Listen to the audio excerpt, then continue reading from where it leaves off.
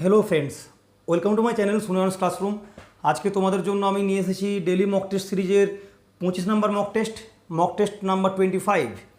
আজকের mock test একটি বিশেষ কারণে আলাদা। তার কারণ এর আগে যে 24টা মক টেস্ট নিয়েছিলাম তার মধ্যে সবচেয়ে ইম্পর্টেন্স আমরা দিয়েছিলাম অ্যাপ্রোপ্রিয়েট প্রিপোজিশনে। এমন কোনো মক টেস্ট থাকেনি যেখানে আমি 3টে 4টে বা তার থেকেও বেশি অ্যাপ্রোপ্রিয়েট প্রিপোজিশন দিইনি।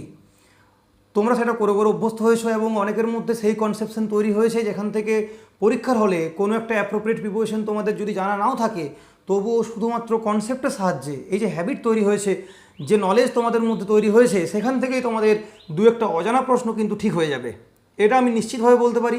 তাই সেই প্র্যাকটিস তোমরা থামিও না, প্র্যাকটিস করবে। যাই হোক, এই প্রথম একটা মক টেস্ট আমি নিয়ে এসেছি যেখানে অ্যাপ্রোপ্রিয়েট প্রিপোজিশন থেকে, এমনকি প্রিপোজিশন থেকে কোনো প্রশ্নই নেই, একটা প্রশ্নও নেই যেটা প্রিপোজিশন থেকে। আলাদা আলাদা প্রশ্ন আছে, বিভিন্ন ধরনের প্রশ্ন আছে। তোমরা প্রশ্নগুলোকে খুব মন দিয়ে দেখবে, মন দিয়ে পড়বে, সময় নেবে, তারপর উত্তর দেওয়ার চেষ্টা করবে।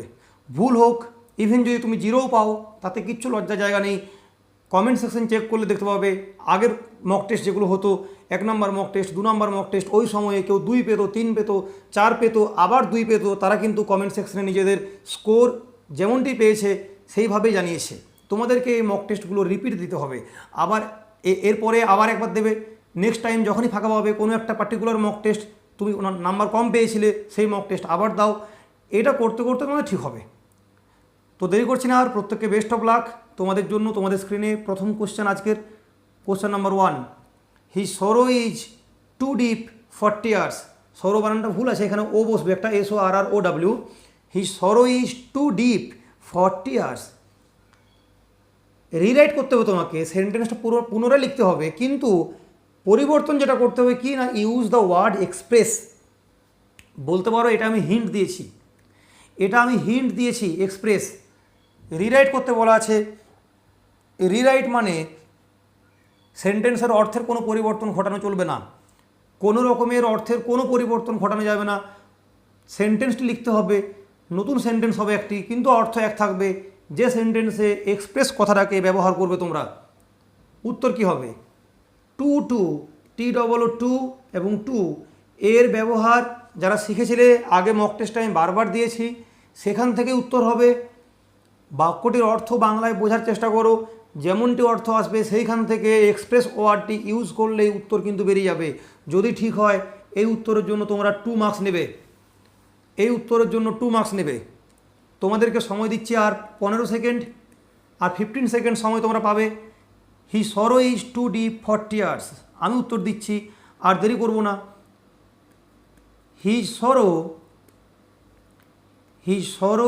Is so deep, his sorrow is so deep that he cannot express it, যে সেটাকে এক্সপ্রেস করতে পারে না। হি can not express it in tears, চোখের জলে এটাকে এক্সপ্রেস করা সম্ভব নয়। হি sorrow is so deep that he can not express it in tears. Clear? 1 নম্বর প্রশ্ন গেল। যাদের যাদের ঠিক হয়েছে তারা 2 মার্কস নেবে পুরোপুরি। Question number 2। He is very tall and can touch the ceiling fan. He is very tall and can touch the ceiling fan. Turn into simple sentence. খুব সোজা প্রশ্ন। He is very tall and can touch the ceiling fan. Turn into simple sentence. সে অনেক লম্বা, সে খুব লম্বা এবং ceiling ফ্যানকে touch করতে পারে। And can touch the ceiling fan. Simple sentence তোমায় করতে হবে, সরল বাক্য করতে হবে। সরল বাক্য যদি কেউ নাও জানো, সিম্পল সেন্টেন্স কী জিনিস তা যদি নাও জানো, অপশন থেকে ঠিক হবে যদি কেউ অর্থটা ঠিকঠাক বুঝতে পারো। He is too tall to touch the ceiling fan. He is tall enough to touch the ceiling fan. He can touch the ceiling fan easily, নাকি নান অফ দ্য অ্যাবাভ। উত্তর দাও, আর সময় দিচ্ছি না। এরপর যদি কারো উত্তর ঠিক হয় সে নাম্বার নেবে না, আমি বলে দেওয়ার পর কোনো স্কোর ধরবে না। আমি বোঝাচ্ছি প্রত্যেকটা option. He is too tall to touch the ceiling fan, তার মানে কি? He is so tall that he can not touch the ceiling fan হবে। He is so tall that he can not touch the ceiling fan, সেটা absurd sentence হতেই পারে না। সে এত লম্বা যে সিলিং ফ্যান ছুঁতে পারবে না, তা হয় কখনো? তাহলে প্রথম বাক্য গেল, হচ্ছে না।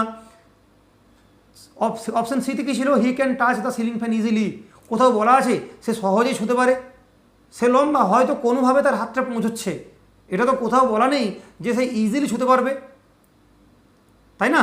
যদি ইজিলি কথাটা বলা থাকতো তাহলে নয় ভাবতাম, ইজিলি কোথাও বলা নেই, হয়তো আঙুলের ডগাটা ফ্যানে টাচ করবে, তাহলে তো ছুতে পারা, তাই না? তো এটাকে আমি বাদ দিচ্ছি, অপশন সি হচ্ছে না। He is tall enough to touch the ceiling fan, সে যথেষ্ট লম্বা সিলিং ফ্যানটা টাচ করতে বা টাচ করার ক্ষেত্রে, টাচ করার জন্য। Option B is the correct answer. Next 3 number প্রশ্ন তোমাদের স্ক্রিনে। His book has been missing from his room since yesterday. His book has been missing from his room since yesterday. এই বাক্যে কোথায় ভুল আছে নাকি কোনো ভুল নেই? তোমাদের জন্য এই বাক্যের সময় 30 সেকেন্ড, 30 সেকেন্ড সময় পাবে, ভাবনা চিন্তা করো কোথায় ভুল আছে, ভাবনা চিন্তা করো কোথায় ভুল আছে। His book has been missing from his room since yesterday, কোন জায়গায় ভুল আছে নাকি কোনো ভুল নেই? আর সময় দেবো না। His book has been missing from his room since yesterday, গতকাল থেকে তার বইটা তার রুম থেকে হারিয়ে আছে, তাই না? তো বইটা হারিয়েছে গতকাল, তখন থেকে এখনও অবধি সেটা হারিয়ে আছে, খুঁজে পাওয়া যায়নি। অতীতে কোনো একটা নির্দিষ্ট সময় থেকে শুরু হয়ে এখনও পর্যন্ত যে কাজটা চলছে সেই কাজটাকে আমরা প্রেজেন্ট পারফেক্ট কন্টিনিউয়াস টেন্স দিয়ে বুঝিয়ে থাকি। হিজ বুক, বুক থার্ড পারসন সিঙ্গুলার নাম্বার, আমি হ্যাজ বসাবো, has been missing from his room since yesterday, তার ঘর থেকে হারিয়েছে, তো ফ্রম বসবে, কোনো ভুল নেই, এটা তো প্রিপোজিশনে কোনো ভুল নেই, টেন্সে কোনো ভুল নেই, সিন্স বসানোয় কোনো ভুল নেই, অর্থাৎ এই বাক্যটি আমার পুরোপুরি সঠিক বাক্য। উত্তর হবে no error, option D. 4 number sentence তোমাদের স্ক্রিনে। No sooner did the jeep arrive at the station then a young police officer jumped out of it. যেই না একটা জিপ স্টেশনে এলো অমনি কী হলো না, একজন police officer jumped out of ইট, এটা থেকে লাফিয়ে নামলেন, জাম্পড আউট অফ ইট, লাফিয়ে বেরোলেন। কোথায় ভুল আছে? No sooner did the jeep arrive at the station then a young police officer jumped out of it, কোন জায়গায় ভুল আছে? কোন জায়গাতে ভুল আছে? No sooner did the jeep arrive at the station then a young police officer jumped out of it, খুব ছোট্ট একটা ভুল আছে, একটা ওয়ার্ডকে পাল্টালে ঠিক হয়ে যাবে, সেটা কি? আর সময় দিচ্ছি না, উত্তর হবে no sooner did the jeep arrive at the station then a young police officer, THAN নয়, THEN, নো সুনার, তার সাথে যেটা বসে সেটা কি? No sooner than. তো no sooner had, no sooner had, no sooner did, no sooner did, আর একটা এখান থেকে ট্রান্সফর্ম করতে বলা হয় অ্যাজ সুন অ্যাজ দিয়ে, অ্যাজ সুন অ্যাজ দিয়ে। এই ট্রান্সফরমেশন বারবার পড়ে পরীক্ষায়, অ্যাজ সুন অ্যাজ দেওয়া আছে, তোমাকে নো সুনার হ্যাড দিয়ে বা নো সুনার ডিড দিয়ে করতে হয়, অথবা no sooner had no sooner did দেওয়া আছে, তোমাকে অ্যাজ সুন অ্যাজ দিয়ে করতে হয়। সেন্টেন্সে ট্রান্সফরমেশন হতে পারে, নো সুনার থেকে অ্যাজ সুন অ্যাজ হতে পারে, হ্যাঁ বাচক থেকে না বাচক হতে পারে, অনেক ধরনের প্রশ্ন পড়ে থাকে এখান থেকে। যদি কারো না জানা থাকে, এই কনসেপ্ট যদি ক্লিয়ার না থেকে থাকে, আমাকে জানাবে, মেন কমেন্ট বক্সে ডেফিনেটলি জানাবে যে স্যার নো সুনার এবং অ্যাজ সুন অ্যাজ দিয়ে ভিডিও চাই। খুব জোর 20 থেকে 25 মিনিটের ভিডিও হবে, সেই ভিডিও আমি খুব জলদি তোমাদের সামনে নিয়ে আসতে পারবো যদি প্রয়োজন থেকে থাকে। নেক্সট প্রশ্ন তোমাদের স্ক্রিনে, 5 নম্বর প্রশ্ন। He always pokes his nose into my personal life. He always pokes his nose into my personal life, pokes his nose into মানে কি? সময় দেবো না। To disturb, to interfere, to laugh at, না to criticize? Pokes his nose into, এই ইডিয়মটার, এই idiomatic এক্সপ্রেশনটার Bangla অর্থ যদি তোমরা বুঝতে পারো তাহলে কিন্তু উত্তর বেরিয়ে যাবে। এর বাংলা অর্থ যারা জানবে, যারা বুঝতে পারবে তাদের কিন্তু অপশন ঠিক হবে। পোকস হিজ নোজ ইনটু, নোজ পোক করা, তার মানে কি? হিন্ট তো দিয়ে দিলাম, এরপরে আর কেউ স্কোর নেবে না, তার মানে নাক গলানো। নাক গলানো, আমার ব্যক্তিগত জীবনে সে নাক গলায় মানে ইন্টারফেয়ার করে, টু ইন্টারফেয়ার। ক্লিয়ার? নেক্সট প্রশ্ন তোমাদের স্ক্রিনে, 6 নম্বর প্রশ্ন। The ABC party is in the Lions mouth now A days.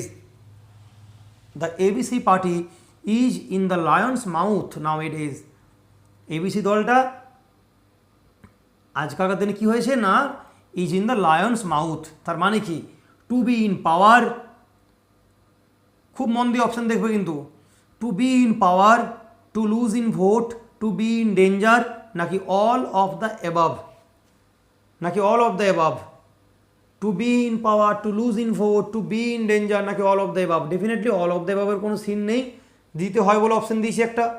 উত্তর যারা যারা বলছো টু বি ইন ডেঞ্জার তারা প্রত্যেকে ঠিক, যারা বলছিলে টু বি ইন পাওয়ার তারা প্রত্যেকে ভুল।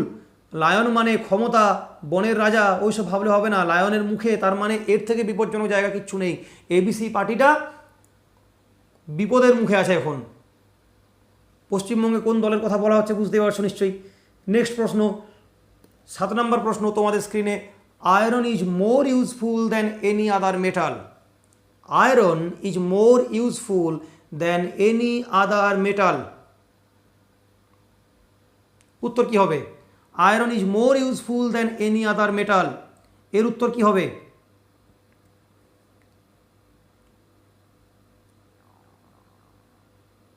Iron is more useful than any other metal. আমাদের অ্যান্সার হবে, আর 10 সেকেন্ড সময় নাও, আর 10 সেকেন্ড সময় নাও। নেগেটিভ সেন্টেন্স করতে বলা আছে, iron is more useful than any other metal. উত্তর কি হবে?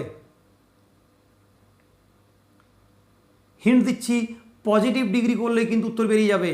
পজিটিভ ডিগ্রি করলে উত্তর বেরিয়ে যাবে। আয়রন যে কোনো অন্য যে কোনো মেটালের থেকে বেশি ইউজফুল, তার মানে no other metal, no other metal is so useful. So বসাবে কারণ negative sentence. Is so useful, ইউজফুলে একটা এলো হয়, দুটো এলো নয় কিন্তু। Is so useful as iron, as iron. No other metal is so useful as iron. Next 8 নম্বর প্রশ্ন তোমাদের স্ক্রিনে। This book is unique, make it negative. This book is unique, make it negative. এই বইটি অনন্য, এটাকে নেগেটিভ করতে বলা আছে। This book is unique, make it negative, কি হবে?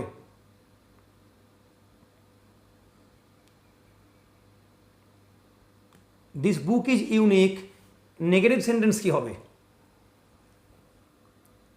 তার মানে কি এই বইটি অনন্য মানে কি অন্য কোনো বই এই বইটির মতো নয়? তার মানে কি অন্য কোনো বই এই বইটির মতো নয়, এই তো হবে, তাই না? No other book, no other book is like this book. No other book is like this book, অন্য কোনো বই এই বইটির মতো নয়। নেক্সট প্রশ্ন, 9 নম্বর প্রশ্ন। Rearrangement. Kolkata unlike other সিটিজ kept it's trams. Kolkata unlike other সিটিজ kept it's trams, মানে অন্যান্য শহর যখন ট্রামকে বাদ দিয়েছে, কলকাতা কিন্তু তার ট্রামকে রেখেছে। কেপ্ট ইটস ট্রামস, ট্রামগুলোকে রেখেছে কলকাতা। এরপরে 4টে সেন্টেন্স দেওয়া আছে, তোমায় কিন্তু প্রপারলি সাজাতে হবে যাতে একটা মিনিংফুল প্যাসেজ তৈরি হয়। কি কি দেওয়া আছে? অপশন এতে দেওয়া আছে, as a result the people face terrible traffic jam. It was going to be the first in South Asia. They ran down the centre of the road. To is this the city decided to build an underground railway line.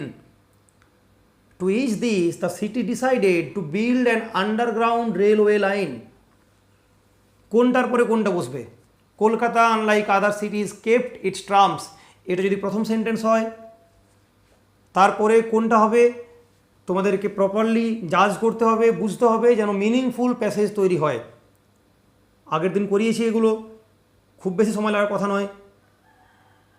সেন্টেন্সগুলোর অর্থ বুঝতে পারলেই কিন্তু বেরিয়ে যাবে। আমি বলছি, আর সময় দেবো না। যারা যারা মানেগুলো বুঝছো পরপর পরপর কিন্তু সিরিয়ালি বেরিয়ে যাবে। দেখো, প্রথম বাক্য দেওয়া আছে, as a result the people face terrible traffic jam. কিন্তু কিসের রেজাল্ট? কী কারণে? অ্যাজ এ রেজাল্ট, ফলস্বরূপ। কিন্তু কিসের ফলে সেটা তো বলা নেই এখনও, অর্থাৎ এ কখনোই আমার প্রথম হবে না। আমি ফল দেখি, আচ্ছা কিসের ফলে? বলছে they ran down the centre of the road. See, তারা রাস্তার মাঝে মাঝে যায় ট্রামগুলো। যদি রাস্তার মাঝে ট্রাম যায় ট্রাফিক জ্যাম হবে, তাহলে অপশন এ, তারপর সি এর পরে আসছে অপশন এ। এই যে প্রবলেমটা তৈরি হলো, টু ইজ দিস, সেটাকে নর্মাল করতে, স্বাভাবিক করতে, ইজ করতে, দ্য সিটি কি ডিসাইড করলো না? Two build an underground railway line, মাটির নিচে রেলওয়ে লাইন তৈরি করার সিদ্ধান্ত নিল। বেশ, CAD হবে। এবং এই যে সিদ্ধান্ত নিল মাটির নিচে আন্ডারগ্রাউন্ড যে রেলওয়ে লাইন তৈরি হচ্ছে, এটা সাউথ এশিয়ার, দক্ষিণ এশিয়ার সবচেয়ে প্রথম সিদ্ধান্ত, মানে সবচেয়ে প্রথম কলকাতায় এই সিদ্ধান্ত নেওয়া হলো। It was going to be the first in South Asia, ঠিক আছে। তাহলে CADB। এরপরে লাস্ট লাইন দেওয়া আছে, the foundation stone however was laid in 1972। কিন্তু যে ভিত্তিপ্রস্তর সেটা স্থাপন করা হয়েছিল 1972 সালেই। ক্লিয়ার? নেক্সট 10 নম্বর প্রশ্ন তোমাদের স্ক্রিনে। The Bhagavad Gita রিকগনাইজেস the nature of man and the needs of man. The Bhagavad Gita রিকগনাইজেস the nature of man and the needs of man. মানুষের চরিত্র এবং মানুষের যে প্রয়োজন সেগুলোকে ভগবদ্গীতা রিকগনাইজ করে, সেই সম্পর্কে কথা বলে আমাদের সামনে, তাই না? The Bhagavad Gita recognizes the nature of man and the needs of man. এরপরে 4টে সেন্টেন্স দেওয়া আছে, তোমাদেরকে বুঝতে হবে কোন সেন্টেন্সের পরে কোনটা হবে।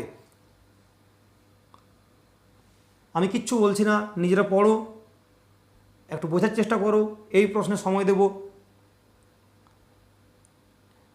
একটু বোঝার চেষ্টা করো। অপশন এতে কী দেওয়া আছে, বিতে কী আছে, সিতে কী আছে, ডিতে কী আছে।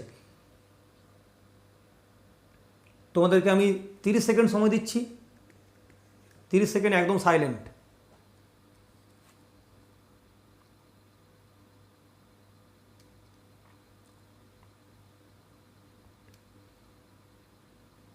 প্রত্যেকটি বাক্য বুঝো, লজিক্যালি দেখো যে কোনটা আগে হবে কোনটা পরে হবে। ভগবদ্গীতা মানুষের চরিত্র এবং তার যে প্রয়োজন সেই সম্পর্কে কথা বলছে, তাই তো? ঠিক আছে। অল দিস 3 অ্যাসপেক্টস, এই যে 3টা অ্যাসপেক্ট, কোথায় 3টা অ্যাসপেক্ট সেই কথা তো বলাই নেই এখনও, তাহলে এ নিশ্চয়ই প্রথমে হচ্ছে না। বেশ, অপশান বিতে কী আছে? ইট শোজ, এখানে ইট মানে definitely Bhagavad Gita. It shows how the human being is a rational, ethical and spiritual one. একটা হিউম্যান বিইং কীভাবে রেশনাল, যৌক্তিক, এথিক্যাল মানে নৈতিক, এবং স্পিরিচুয়াল। রেশনাল, এথিক্যাল এবং স্পিরিচুয়াল, এই 3টে গুণ কিন্তু হিউম্যান বিইংয়ের মধ্যে থাকে, ঠিক আছে। এবার 3টে গুণের কথা অপশান এতে বলা আছে, তাহলে বি প্রথম হলো, বি এর পরে অপশান এ এলো। All this 3 aspects constitute the nature of man, মানুষের চরিত্র নির্মাণ করে এই 3টে অ্যাসপেক্ট। বেশ, বি এর পরে এ এলো, তারপরে কি আসছে? But spirituality is the most important aspect. যদিও এই 3টা অ্যাসপেক্ট মানুষের চরিত্র তৈরি করছে, মানুষের নেচার তৈরি করছে, তার মধ্যে স্পিরিচুয়ালিটিটা সবচেয়ে বেশি ইম্পর্ট্যান্ট, ঠিক আছে। বি এ, তারপর সি এলো। If a man fails to become ethical, rational and spiritual, he is not a true human. যদি একজন মানুষ এথিক্যাল, রেশনাল এবং স্পিরিচুয়াল না হতে পারে তাহলে সে কিন্তু ট্রু হিউম্যান নয়, ঠিক আছে। এটা ডিতে এলো। সঠিক উত্তর কী দাঁড়ালো? BACD, এটা আমাদের কারেক্ট স্ট্রাকচার। তো এই ছিল আজকের মক টেস্ট। বেশ কয়েকটা প্রশ্ন তোমাদের কাছে নতুন ছিল। As soon as, no sooner দিয়ে যদি তোমাদের ভিডিও দরকার থাকে জানাবে মেন কমেন্ট বক্সে। আমি যদি দেখতে পাই যে হ্যাঁ অনেকে জানিয়েছে তাহলে তার উপরে ভিডিও নিয়ে আসবো। নেক্সট মক টেস্ট কালকে আসবে। Thank you so much.